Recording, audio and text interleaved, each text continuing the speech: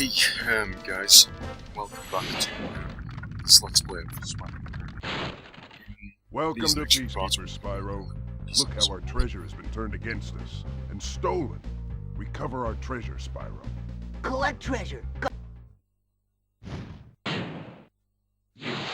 And we just got a very helpful injection in Peacekeepers by our friend Titan there. Anyway, moving on. This is another post-commentary like the one I did last time. Because, well, I didn't really feel I was up to the challenge of recording a live or on-the-spot commentary.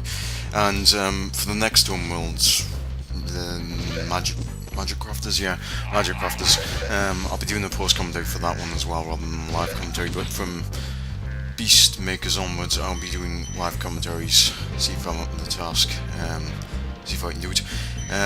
But for the next 4 parts, we'll be trudging around the Peacekeepers homeworld. This is probably my least favourite homeworld in the game, just because it's barren and not really on it. The environments are relatively unimaginative. I don't like the boss that much either. Well, it's the second homeworld in the game, so there's not a lot of challenge in it either. Yeah, thankfully we're not, Beastmakers is yet to come, and that's home to that one level that shall not be named. You know what it is. You've all played this game if you're watching this, so I don't even need to say the level's name. You know what it is. But yeah, there really isn't a lot to say because for the first few minutes or so, it's just going to be me charging around the homeworld, getting all the pickups. So this is the second homeworld in the game that features the thieves with the dragon eggs as well.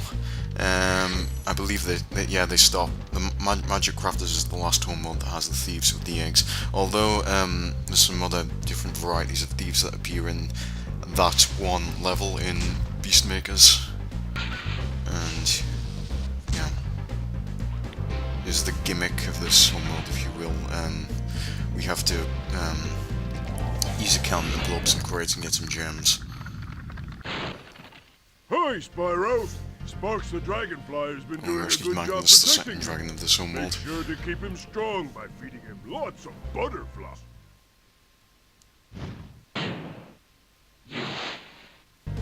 Indeed.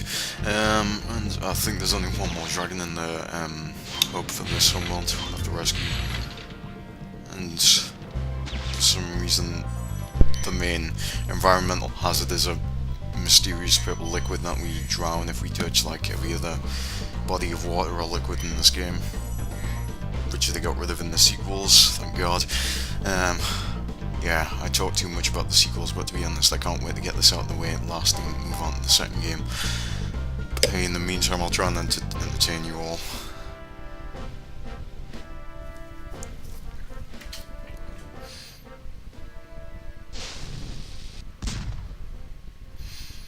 I wonder what that target could be for. Oh, what a guess. I'm bored right now. I just want to wait for it to go on the level so I can actually talk about something. Yeah, there's Night Flight. As you've noticed, every homeworld in this, every home hub in this game has a flight stage. They get progressively more annoying as the game goes on. But you already knew that because everyone who's watching this has played this game before.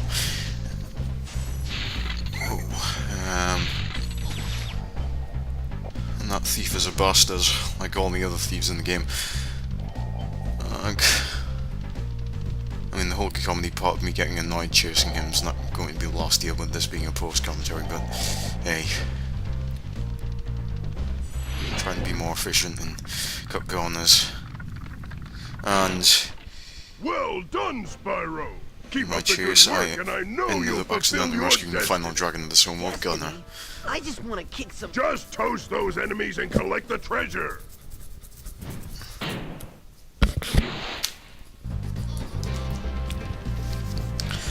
So yeah, and that's where I'm gonna get him now. I think this was the part in which I killed him, yes. It's such a relieving feeling when you finally chase them down and kill them. And that is the third dragon egg in the game. I think there's like 12 of them or something. Yeah, it's around 12. Yeah. Now we glide on the final portion of the stage. The stage, homeworld, up. Where we open the treasure chest, get the gems. I'm bored, I just want to go on the stage. One of the stages so I can actually talk about something.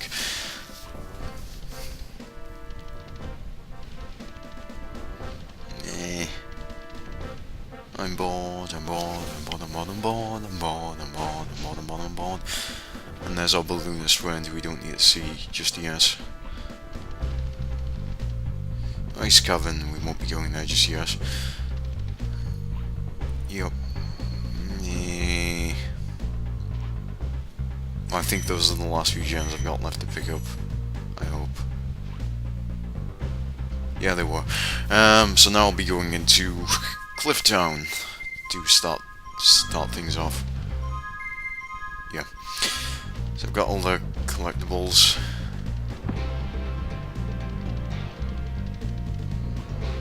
And we'll be, yeah, I'll be heading into Cliff Town to start things off. This is the smallest level in this homeworld and probably the easiest, so you could say it's the Dark Hollow equivalent. Except this is harder than the Dark Hollow, although that's not really saying much. And we're immediately greeted by an orc with a shield and a sword, which we immediately take down by charging. Yeah. I think when I played this game when I was younger, I ended up missing half of this level because I didn't figure out you had to glide to the part high on the cliffs up there. I should kind of guessed it was in the clue was in the level title, but hey, yeah. And the cannon fodder refers to slaughter in this world mercilessly to acquire butterflies for sparks is I think they're lizards. They look like lizards. To be honest, I really don't know what they are, what they're supposed to be myself. Yeah. This level has 3 or so dragons in it, I think. That's the most common amount. It's usually between 3 and 5 dragons that win each home hub or level. Although the boss stages never have any more than 1.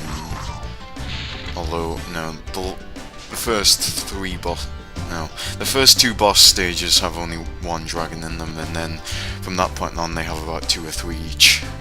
Yeah. And there's the first dragon of this level. How's a dragon supposed to flame Stage, metal whatever you armor want to call it, anyway? Halvor. Remember, Spyro, flame won't harm metal, but charging with your horns, that should do the trick.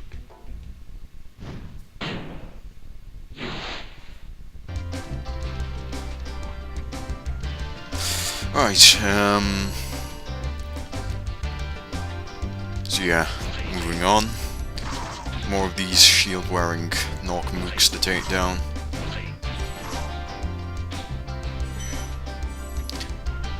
That's one thing about the skin. The majority of the enemies are pathetically easy to take down, but then again, it was a platform made for kids, so I guess they weren't really intended to be anything else. I mean, I think there's some, well, what with the abilities like the Skull Bash being introduced in the sequels, there's some enemies that require thinking outside the box and more creative methods or strategies to take down, but never any that will give you a really hard time. Yeah, there was some... I can't believe I didn't notice the gems around that corner right there. You'll see my point later on. And what on earth those enemies are supposed to be, I really don't know. Wives of some kind who set their husbands on them. Well, they don't do that in this level, but they do. And they reappear in this world's boss stage, Dr. Shemp, where they set their rabid husbands on you, like basically kamikazes. So yeah, I really don't know what exactly they're supposed to represent.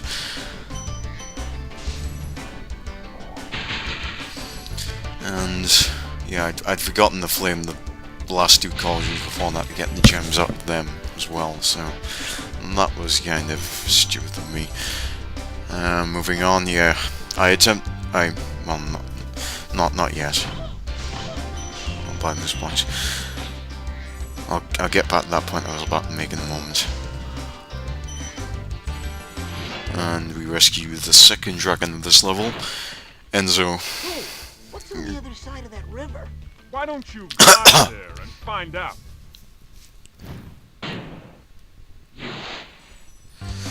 21 dragons out of 80 rescued. Wow, we've already rescued more than a quarter of the dragons in the game. And we're only in the second homeworld. Go figure. Yeah. And then I decide to take flight and glide across the other side of the level, where vultures wait for us. Every single force of nature in this game, or any other living being in this game, seems to have an out for Spyro. I mean, what did he ever do to them? I'm just posing that question. Yeah.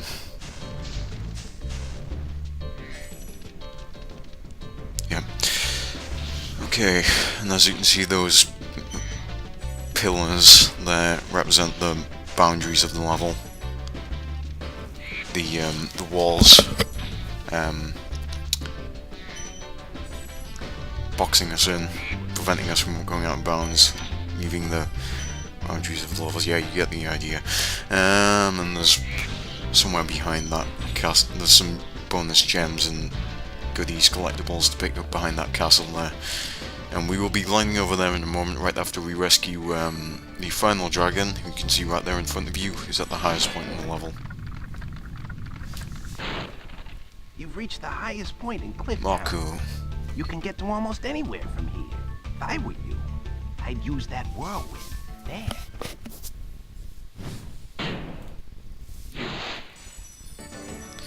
Right, so... And then... I think we... No, I decided to take the town with them. No. Alright, yeah. You have to keep coming back up there to the highest point in the level, because there's numerous points which you can only access by flying from there. Unfortunately. It gets quite tedious having to climb up and fly back across over and over again.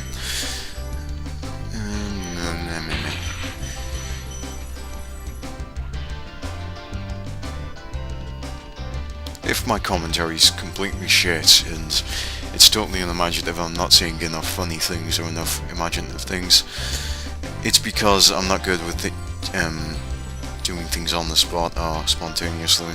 And without a script, this is I just have to improvise all of this, and it's not an easy thing. It's not an easy task. I hope you can understand that. So, if this is shit, then I apologise, because I'm new to making Let's Plays. So, it's practically a foregone conclusion that I'll be shit. And this is what I was going to get into earlier. I attempted to do what Sonic Dude 101 had done in his Let's Play of this game, with trying to do a perfect succession of jumps all the way up that flight of stairs, but I failed horribly, and then I set up the firework, but then I believe I ended up dying shortly after, which was a bitch.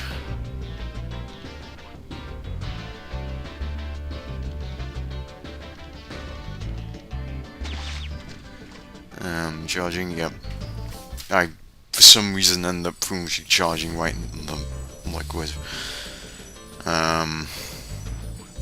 So we then, yeah, I flew across, well, I couldn't pick up enough flying time to get those gems there, and I had to make a second attempt right after that. Yep, and I succeeded this time.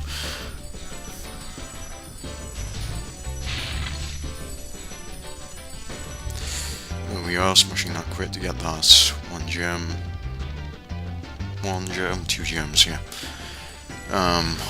Moving on, I think the cauldrons are the only thing left to flame to get remaining gems.